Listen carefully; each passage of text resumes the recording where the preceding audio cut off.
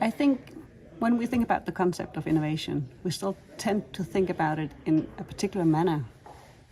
So that innovation is something that has to do with technical stuff. It has to do with something that people do as a part of a professional practice. So it's for the clever people, for creative people. So what I think about innovation is that we need to reconsider what it means to invent, what it means to innovate.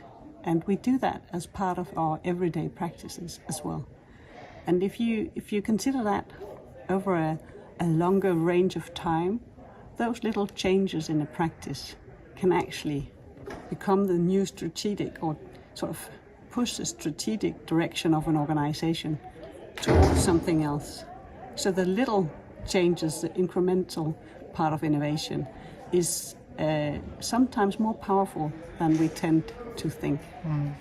What is needed for that to become mainstream, commonplace, used everywhere?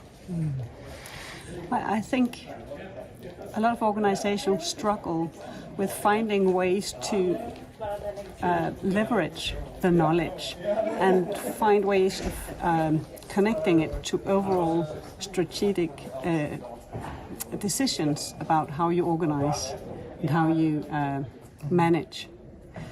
So there's a huge challenge and effort to be made in order to make that connection, so that the little changes will actually have an impact on the larger goals of organizations, especially in relation to wicked problems. Mm-hmm.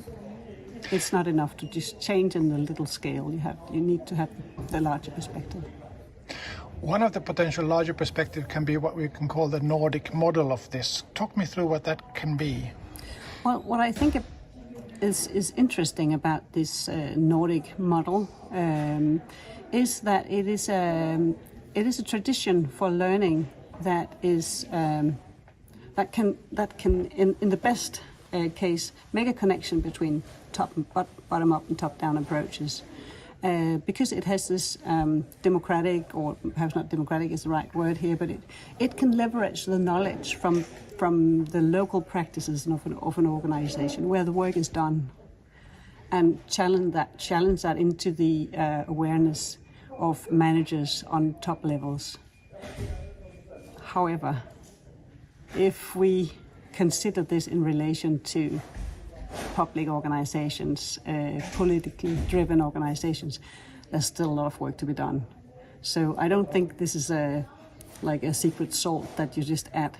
That's one part. I think it's really interesting to leverage the first-hand knowledge of organizational practices and procedures, and of potentially users, citizens, people outside, because you need to drag in the knowledge from outside the organization to learn what it is you need to adapt to.